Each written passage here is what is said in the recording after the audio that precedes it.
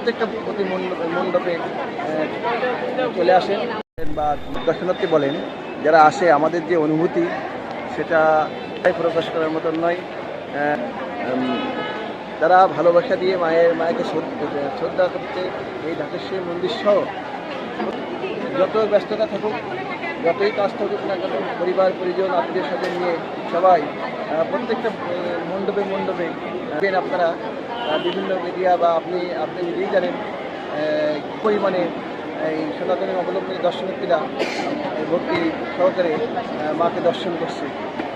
চাই আগামীকাল অষ্টমী, নবমী, দশমীর মধ্যে আমাদের এই পূজা শেষ হবে এবং আমাদের এবার মা দুর্গা যাচ্ছেন জুলাই চড়ে বাপের বাড়িতে শ্বশুর বাড়ি যাবেন। আমি জানতে চাচ্ছি কেন্দ্রীয় মন্দিরে নিরাপত্তা আগের থেকে ভালো নাকি এবার কি অবস্থা আসছে নিরাপত্তা?